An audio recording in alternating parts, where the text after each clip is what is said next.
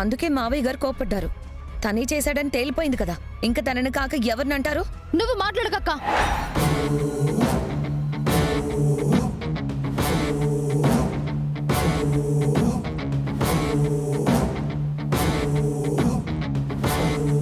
ఒక మనిషి మీద కోపం ఉన్నప్పుడు ఆ మనిషి గురించి మనం ఏం చూడాలనుకుంటున్నామో మన కళ్ళు అవే చూస్తాయి.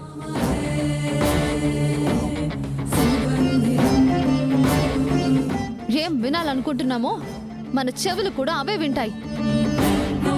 మావయ్య గారి విషయంలో కూడా ఇదే జరిగింది. ఆ డబ్బులు కొట్టేసింది ఆయన కాదు, వీడు.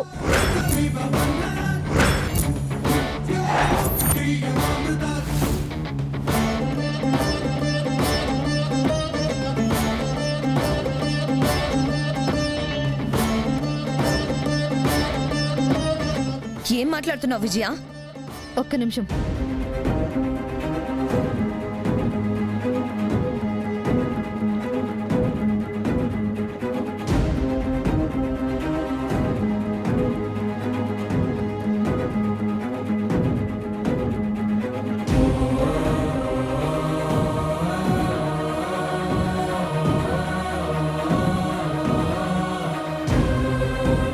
ఇదిగోండి, ఇంట్లో ఏ డబ్బులు పోయాయన్నారో, ఏ డబ్బుల కోసం తనని దొంగని చేసి మాట్లాడారో, ఏ డబ్బుల కోసం తనని మెడ పట్టి బయటికి గెంటేశారో ఆ డబ్బులు.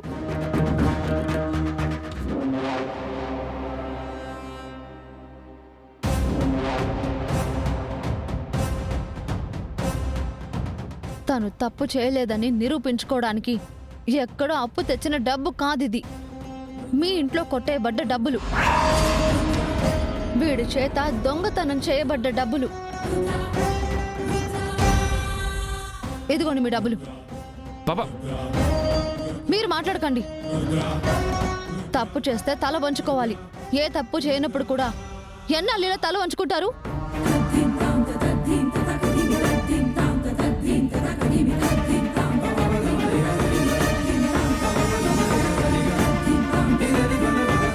నాన్న మీద గౌరవం ఉండొచ్చు, కాదని ఎవ్వరూ అనరు.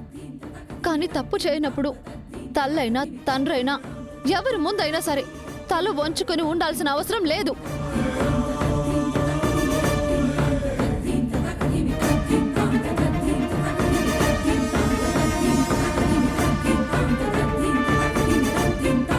నువ్వు ఇలా ప్రతిసారి తల వంచుకొని పోతున్నావు కాబట్టి తప్పు నీదవుతుంది.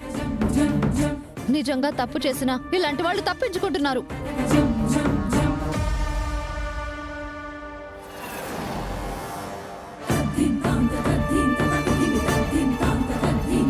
అవును మామయ్య గారు, ఈ డబ్బులు కొట్టేసింది వీడే.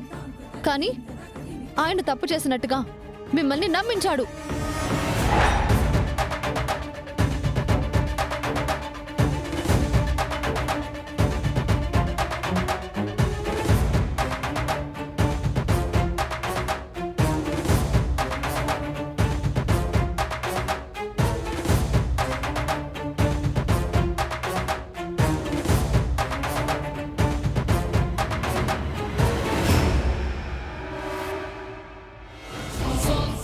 ఇప్పుడు చెప్పండి మావయ్య గారు, చెయ్యని తప్పుకి తనని అనరాని మాటలన్నీ అన్నారు.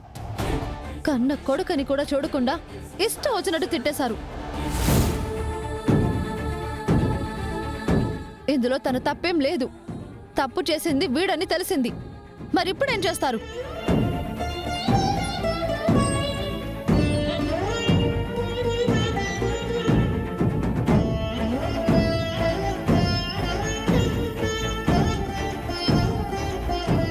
అన్న మాటలు తిరిగొస్తాయా? 10 మందిలో తన మీద వేసిన నింద తొలగిపోతుందా?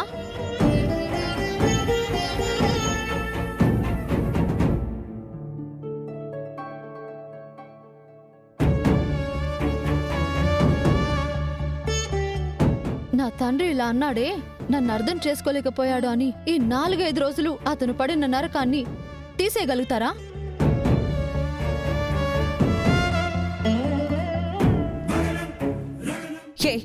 ఏంటి ఇది? పెద్దంతరం చిన్నంతరం లేకుండా పెద్దరికాన్ని గౌరవిస్తూనే మాట్లాడుతున్నానక్క.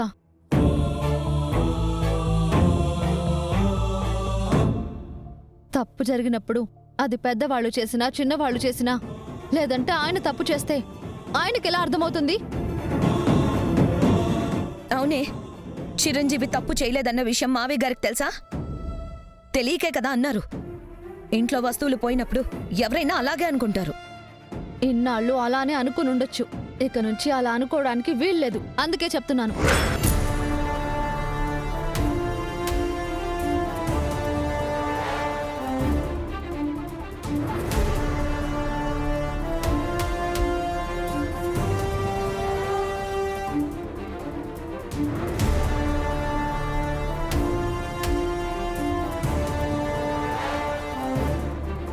మావయ్య గారు, మీకెదురు మాట్లాడాలను, నలుగురిలో మిమ్మల్ని అగౌరవపరచాలను నా ఉద్దేశం కాదు. మీరేం చేస్తున్నారో మీకు తెలియాలి. అసలేం జరుగుతుందనేది మీకు అర్థం కావాలి. ఎవరి మాటలో విని మీ బిడ్డని మీరు అవమానించడం ఏంటి? అసలు ఈ విషయంలో కాదు మావయ్య గారు, ప్రతి విషయంలోనూ ఇలాగే జరుగుతుంది.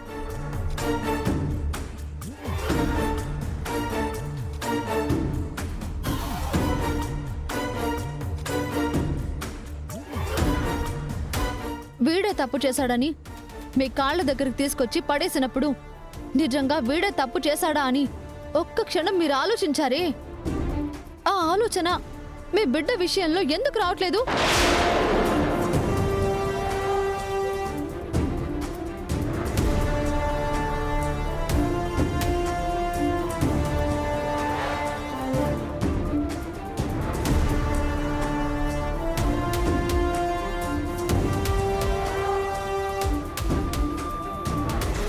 తప్పు చేశాడా లేదా అన్నది ఆలోచించకుండానే తనని తిరుగుబోతం చేశారు, తాగుబోతం చేశారు, హంతకుణ్ణి చేశారు, చివరికి దొంగని చేశారు.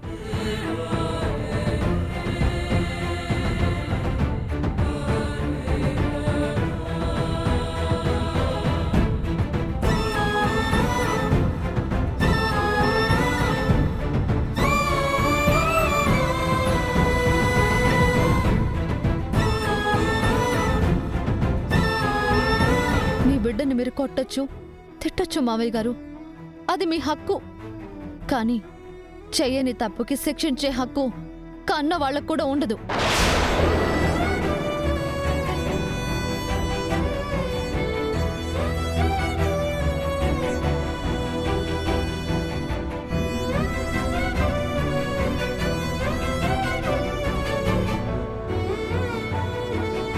పరాయోడు ఒక మాట అంటేనే గుండెలు పిండేసుకుంటాం, తిండి తిప్పలు మానేస్తాం. అలాంటిది కన్న తండ్రే తనని ఓ హంతకుడు అన్నప్పుడు, ఓ దొంగ అన్నప్పుడు, ఓ తాగుబోతూ అన్నప్పుడు, ఓ తిరుగుబోతూ అన్నప్పుడు తనెంత బాధపడుంటాడు.